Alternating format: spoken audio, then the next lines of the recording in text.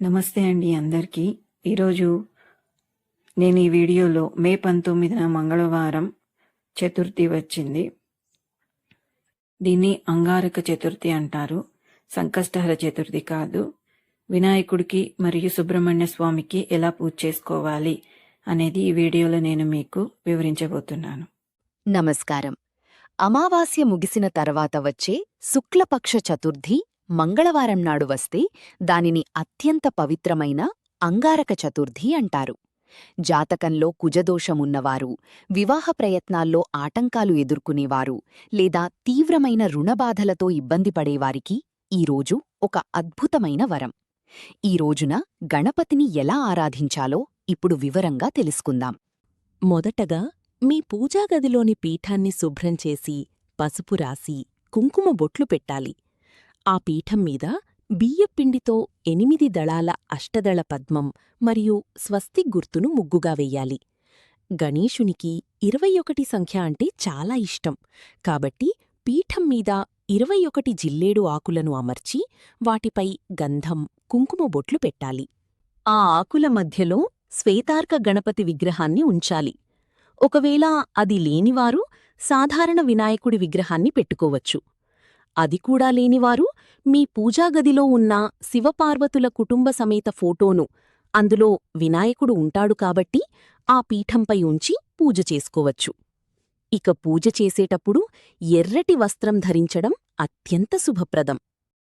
శ్వేతార్క మూల నివాసాయ గణనాథాయ నమోస్తుతే అనే మంత్రాన్ని చదువుతూ జిల్లేడు పూలు సమర్పించాలి.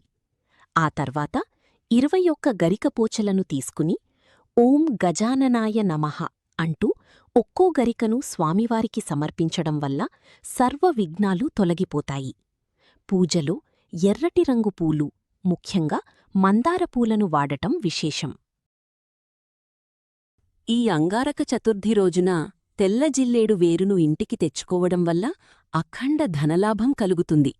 ఈ వేరును శుభ్రం చేసి గంధం, కుంకుమ పెట్టి ఒక ఎర్రటి వస్త్రంలో మూటకట్టి పూజలో ఉంచాలి.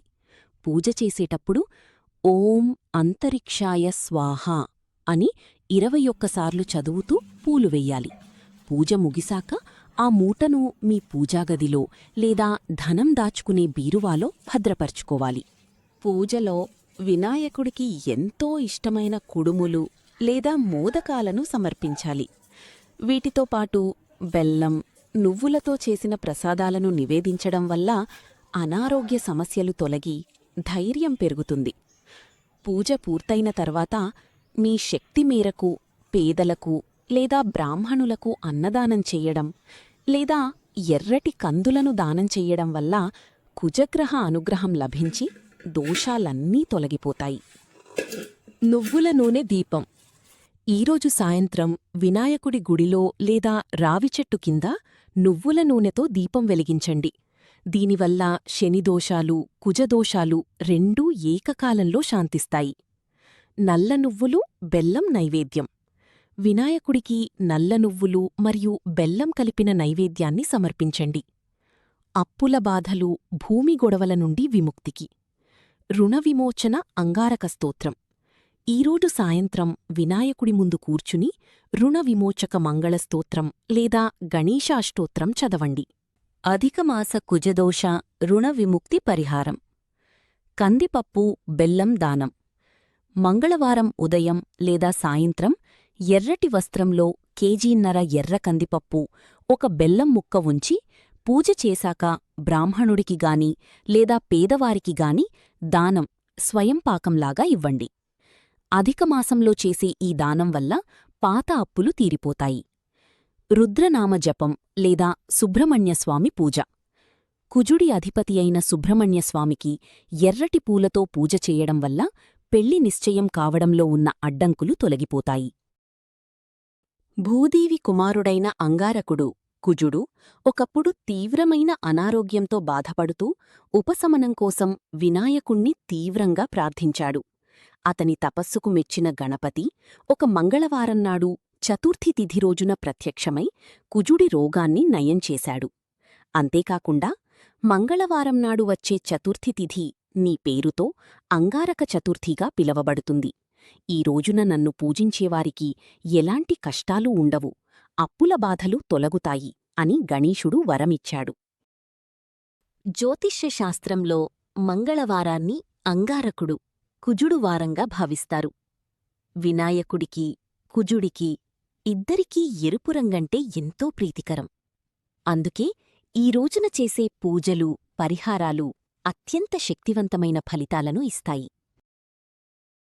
మంగళవారం అమావాస్య తర్వాత వచ్చే చతుర్థి కలవడం వల్ల ఇది జాతక దోషాల నివారణకు అత్యంత శక్తివంతమైన రోజు.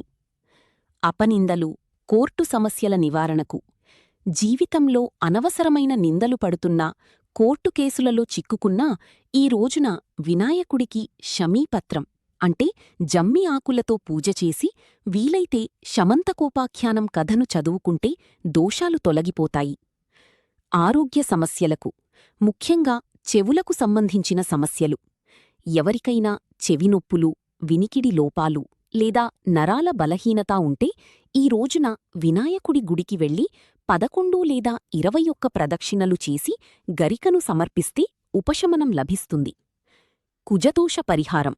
మంగళవారం కాబట్టి ఎర్రటి కందిపప్పును ఒక ఎర్రటి వస్త్రంలో మూటగట్టి వినాయకుడి పాదాల చెంత ఉంచి పూజించి ఆ తరువాత దానిని ఎవరైనా పేదవారికి దానం చెయ్యడం వల్ల జాతకంలో కుజదోష తీవ్రత తగ్గుతుంది. ఈ వీడియో గనుక మీకు నచ్చినట్లయితే లైక్ చేయండి, షేర్ చేయండి, కమెంట్ చేయండి అండ్ మా ఛానల్ను సబ్స్క్రైబ్ చేసుకోండి. ధన్యవాదాలు. ఓం గం గణపతయే నమః.